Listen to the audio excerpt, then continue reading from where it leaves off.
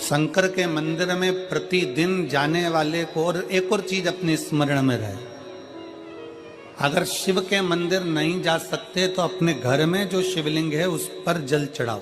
और यदि आप अपने शंकर के घर में शिवलिंग पर भी जल नहीं चढ़ा पा रहे हो तो किसी बेलपत्री का वृक्ष हो, उस वृक्ष के नीचे भी जल चढ़ाओ। और कभी मौका मिल जाए, कभी भगवान शंकर की बड़ी करुणा हो जाए, भगवान शंकर की बड़ी उदारता हो जाए, भगवान शंकर की बड़ी कृपा हो जाए, बड़ी कृपा हो जाए, भगवान शंकर जिस दिन तुम्हारे ऊपर बहुत बड़ी कृपा कर दे, किसी सोमवार को 3 नियम बना लो। जिस दिन मेरा भोले बाबा तुम पर कृपा कर दे उस दिन सोमवार का एक नियम बनाओ कि महीने का एक सोमवार मुझे ऐसा करना है, 3 नियम धारण करना है महीने के सोमवार को। पहला, सुबेरे जाकर शंकर भगवान को 1 लोटा जल चढ़ाना है। दूसरा, दोपहर के समय पर जाकर मुझे बेलपत्री के वृक्ष के नीचे एक चावल का दाना रखकर बेलपत्री की 7, 11, 21, 108, 51 जितनी परिक्रमा आप लगा सकते हो वो लगाना है। और तीसरा, बेलपत्री के वृक्ष के नीचे और शंकर के मंदिर के दरवाजे पर मुझे एक घी का दीपक लगाना है। बस ये 3 नियम जिसने महीने में एक बार ले लिया, समझ लो उसको पीछे हटने की जरूरत ही नहीं, वो आगे ही बढ़े। महीने के किसी एक सोमवार का ऐसा नियम बना लो कि मुझे 3 नियम धारण करना है महीने के किसी भी एक सोमवार को। हम ये नहीं कहेंगे कि तुम सोमवार 5 पढ़ रहे हैं तो 5 को करो, 4 पढ़ रहे हैं तो 4 को करो, 3 पढ़ रहे हैं तो 3 को करो। तुम तो महीने का एक सोमवार का नियम बना। और मेरी जीजियों से, मेरी बेटियों से जो विदेश में रह रही हैं, जो कहीं बाहर रह रही हैं, कहीं बड़े शहर में रह रही हैं, जो रोज मंदिर नहीं जा सकते, हर किसी महीने के एक सोमवार को भी ये नियम निर्धारण करते, तो उनसे कहेंगे कि 3 महीने में एक सोमवार का नियम बना लो। 3 महीने में नहीं बना सकते तो 6 महीने में एक सोमवार का नियम बना लो। और 6 महीने में नहीं बना सकते तो 1 साल में एक सोमवार का ऐसा नियम बना लो कि मैं साल का एक सोमवार ऐसा रहूंगी कि सुबह सोमवार के दिन मंदिर में जाकर जल चढ़ाऊंगी, दोपहर में जाकर बाबा को एक अक्षत का दाना रखकर, अक्षत का मतलब है कि बाबा मेरी दिनों दिन उन्नति करना। बेलपत्री के वृक्ष के नीचे जो अक्षत रखा जाता है वो उन्नति के लिए रखा जाता है। शंकर के शिवलिंग पर जो अक्षत रखा जाता है वो रोग मुक्ति के लिए रखा जाता है। अशोक सुंदरी पर जो अक्षत रखा जाता है वो संतान प्राप्ति के लिए रखा जाता है। षडानंद कार्तिकेय की ओर जो अक्षत रखा जाता है वह हमारे बच्चों की सुख समृद्धि के लिए रखा जाता है। विनायक की ओर, गणेश जी की ओर जो अक्षत रखा जाता है वो हमारे घर में कोई मंगल कार्य आ जाए उसके लिए रखा जाता है। और जो पीठिका होती है जिसपे शिवलिंग रखा होता है, पार्वती जी का हस्तकमल, उस पर अक्षत रखा जाता है तो नारी के अखंड सौभाग्य के लिए रखा जाता है। अक्षत रखने का भी तरीका है। एक चावल का दाना कहाँ रखा जाता है, क्यों रखा जाता है, कैसे रखा। अब कई लोग कहते हैं गुरुजी ये शिव महापुराण में आप ये नियम बताते हो, तरीका बताते हो। हम तो उनसे कहेंगे डॉक्टर के पास जाओगे तो डॉक्टर भी गोली लिखकर ये नहीं कह देगा कि ये सारी गोली एक साथ खा जा। डॉक्टर भी कहेगा ये गोली सुबह खाना है, ये गोली शाम को खाना है, ये गोली दोपहर में खाना, ये गोली भूखे रहकर खाना। बोलो सही है कि गलत है। ये रात्रि को खाना खाने के बाद खा लेना, ये खाना खाने के पहले, ये नाश्ते के पहले। और सुनो ये दवाई, ये वाली पीछे वाली जो दवाई लो ना इसको दूध से लेना, ये वाली जो दवाई लो ना इसको पानी से लेना। और सुनो ये डब्बी है इसको पानी में मिलाकर फिर पीना। दवाई लेने का भी तरीका है, उसी तरह शिव महापुराण में एक एक अक्षत का भी तरीका है और एक एक बेलपत्री का भी। कई लोग कहते हैं गुरुजी आप ये तरीका बताते हो शिव पुराण के माध्यम से, कई लोगों के मन में संशय जागता है तो अगर हम एक साथ चावल चढ़ा दे तो उसका क्या तरीका है। तो हमारा निवेदन है डॉक्टर जो दवाई ले एक ही बार में निपटा जाए, एक ही बार में खा ले। दवाई एक बार में पूरी खा गए असर नहीं करेगी, इसमें डॉक्टर का कोई दोष नहीं है। उसने तो बताया था ऐसे लेना ऐसे लेना। और तुमने मैं डॉक्टर साहब ने पूछा दवाई पूरी ली, शाम की दवाई भूल गई थी, सवेरे की दवाई भूल गई थी, ये दवाई भूल गई थी। डॉक्टर कहेगा हमने तो नियम बताया तब तुमने नहीं खाई तो असर कहाँ से करेगी। तुम असर कब करती है जब हम पूजन के तरीके को जान जाएं, जब हम अर्चना के तरीके को जाएं। आप साल भर का एक सोमवार निकाल लो, 6 महीने का एक सोमवार निकाल लो, 3 महीने का एक सोमवार निकाल लो, महीने का एक सोमवार निकाल लो, अपने से दिल में बन जाए तो एक सोमवार ऐसा निकालो जिसके 3 नियम धारण हो। पहला, उसी सोमवार जिसको कर रहे हो उस दिन सुबह जल चढ़ाना। दूसरे, दोपहर के समय पर जाकर बेलपत्री के वृक्ष के नीचे एक चावल का दाना रखना और परिक्रमा बेलपत्र की जितनी तुमसे बन जाए, जितनी तुम्हारे शरीर की कैपेसिटी हो, जितना तुम्हारा शरीर चलते बन जाए। हम तो ये भी नहीं कहते कि तुम भूखे रहकर भगवान का भजन करो, हम कभी नहीं कहते। हम तो यहां तक कहते हैं, हमारे पुष्टि मार्ग में यहां तक कहा गया कि वल्लभ कुल की एकादशी करो, भले बकरी जैसे चरो पर एकादशी करो। हम तो यहाँ तक कहते हैं कि बहुत समय से कल मेरी एकादशी है, एकादशी है, एकादशी है, एकादशी है, पूरे घर को हिलाकर रख दिया, एकादशी है, एकादशी, एकादशी है। बहू टेंशन में, बेटा डिप्रेशन में, पति पपीता ला ला के, सेव फल ला ला के, मूंगफली का दाना ला ला के, काजू कतली ला ला के, सेव फल ला ला के, और सारा सामान, साबूदाना और खिचड़ी और ना चिप्स ना जाने क्या क्या ला ला के, बेचारा पति एकादशी आती है वो नौमी से चिंता में पड़ जाता। हम तो ये भी नहीं कहते कि तुम व्रत बहुत भारी करो, तुम व्रत उपास भी बहुत टेंशन वाला करो, ना ना ना।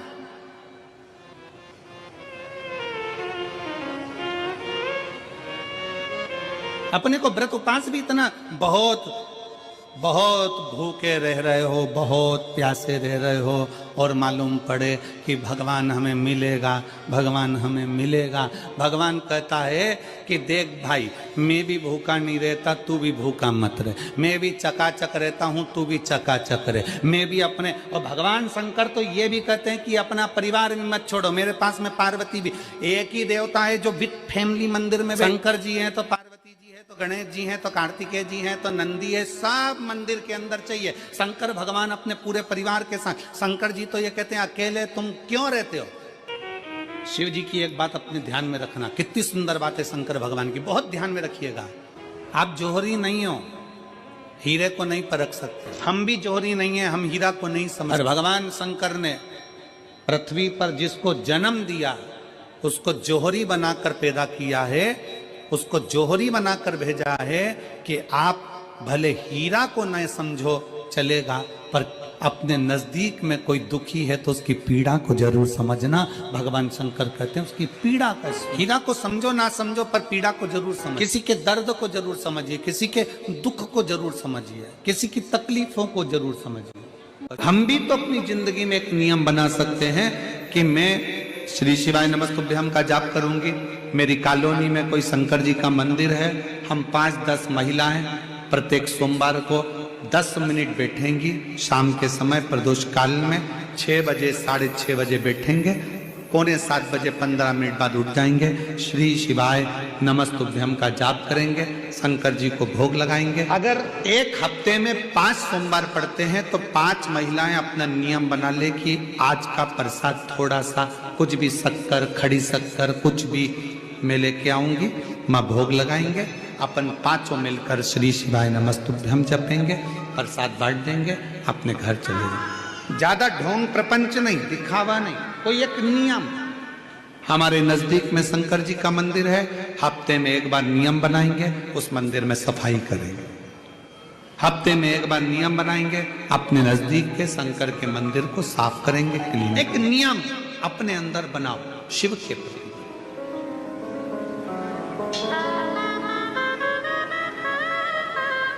अपने भीतर जब हम नियम बना लेते हैं कि श्री शिवाय नमस्तुभ्यम जपना है, शिव को एक लोटा जल चढ़ाना है, शंकर की आराधना करना है, तो शिव हमारे लिए भी कोई ना कोई नियम जरूर बनाते हैं और हमारा कल्याण जरूर करते हैं। एक नियम बना, इस कथा को सुना, तुम्हारे पति को फल प्राप्त हो।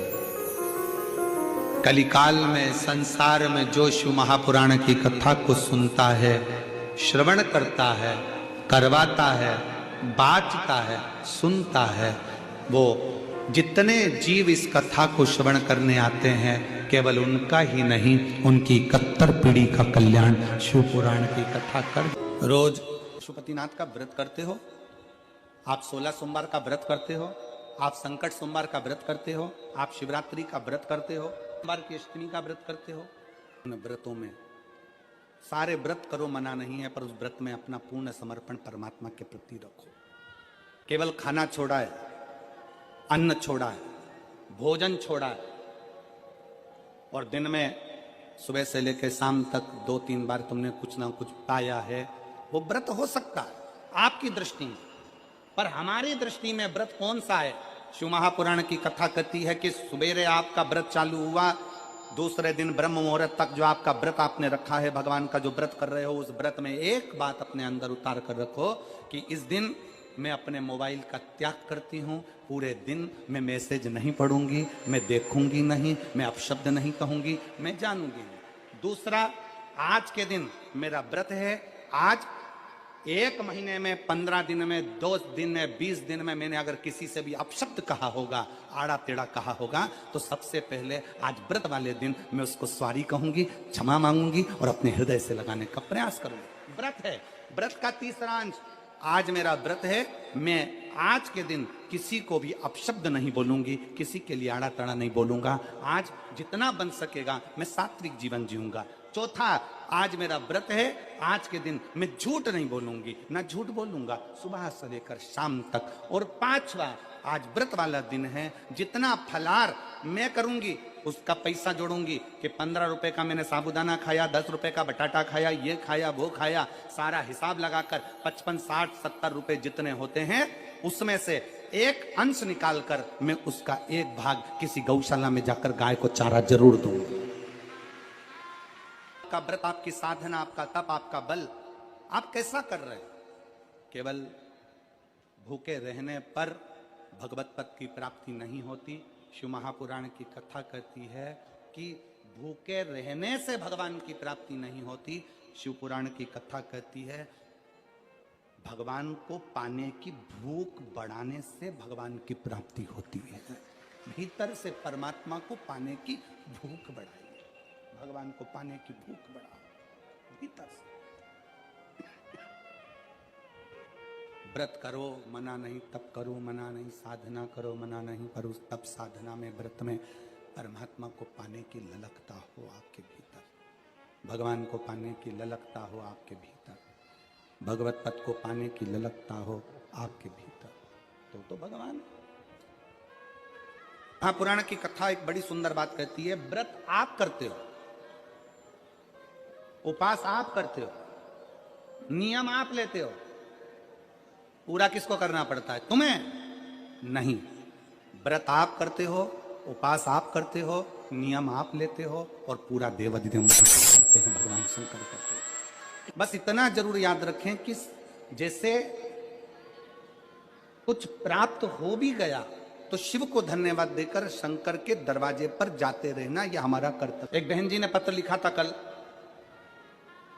उस पत्र में बहन जी ने लिखा कि शिव महापुराण तप का मतलब क्या होता? चलिए, उपास का मतलब बताओ।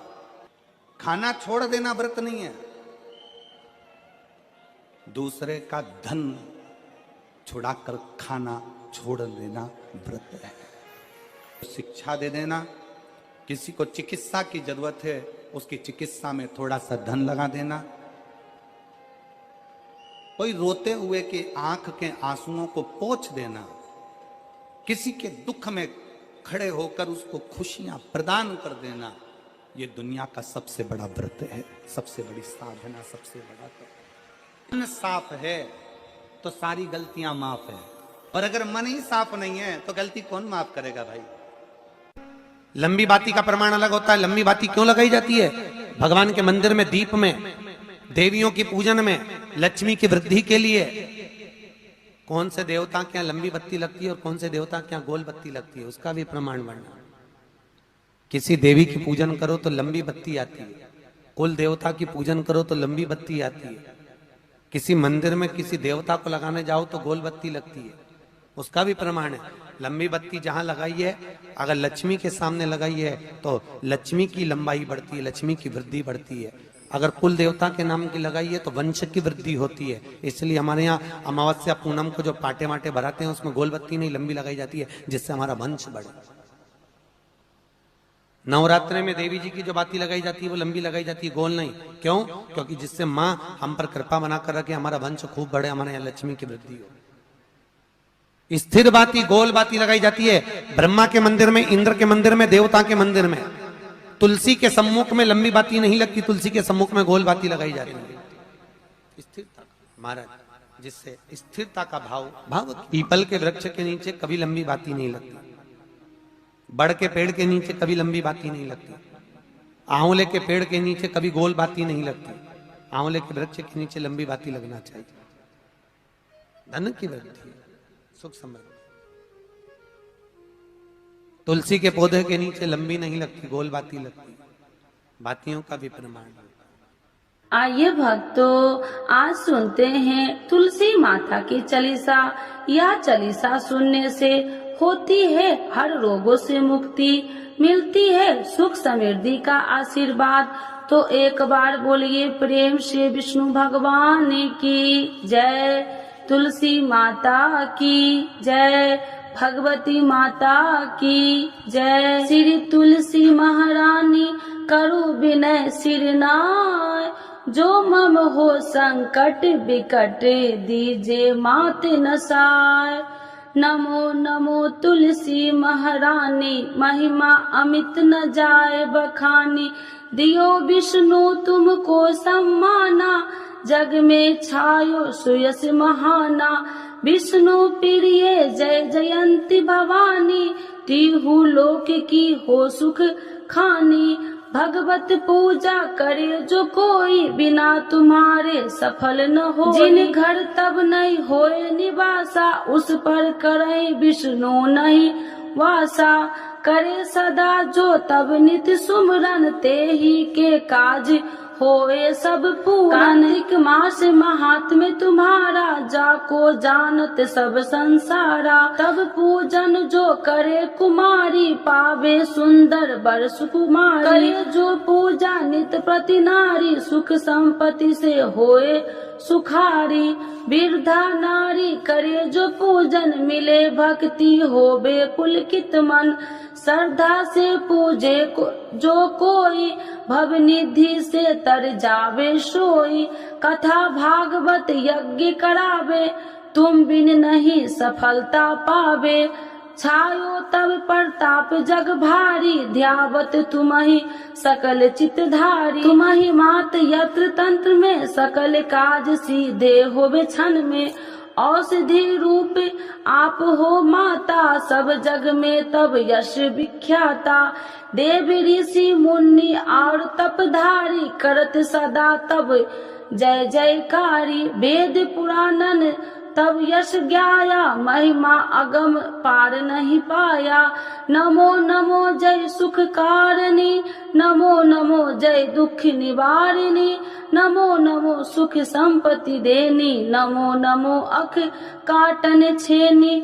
नमो नमो भक्तन दुख हरनी, नमो नमो दुष्टन मद छेनी। नमो नमो भव पार उतारिणी, नमो नमो परलोक सुधारिणी।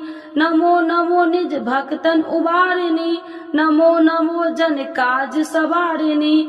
नमो नमो जय कुमति नशावनी, नमो नमो सब सुख उपजावनी। जयति जयति जय तुलसी माई, ध्याऊ तुमको शीश नवाई। निर्जन जानी मोहि अपनाओ, बिगड़े काज आप बनाओ। करूँ विनय मैं मात तुम्हारी, पूरन आशा करूँ हमारी। शरण चरण कर जोड़ी मनाओ, निस दिन तेरे ही गुण गाऊं। करहु मात यश अब मोह पर दाया, निर्मल होए सकल मम काया। मांगू मात या बर दीजे, सकल मनोरथ पूरन कीजे। जानू नहीं कुछ नेम उचारा, क्षमहु मात अपराध हमारा। 12 मास करे जो पूजा, ताशम जग में और न दूजा। प्रथम ही गंगा जल मंगवावे, फिर सुंदर स्नान करावे। चंदन अक्षत पुष्प चढ़ावे, धूप दीप नैवेद्य लगावे। करे आचमन गंगा जल से, ध्यान करे हृदय निर्मल से। पाठ करे फिर चालीसा की, स्तुति करे मात तुलसी की। यह विधि पूजा करे हमेशा, ताके तन नहीं रहे कलेशा। करे मास कार्तिक का साधन, शोभे नित्य पवित्र सिद्ध होई जाई। है यह कथा महा सुखदाई, पढ़े सुने सो भव तर जाई। यह श्री तुलसी चालीसा पाठ करे जो कोई, गोविंद सो फल पावही, जो मन इच्छा होई। तो एक बार बोलिए प्रेम से विष्णु भगवान की जय, तुलसी माता की जय, भगवती माता की जय, सर्व देवी देवताओं की जय।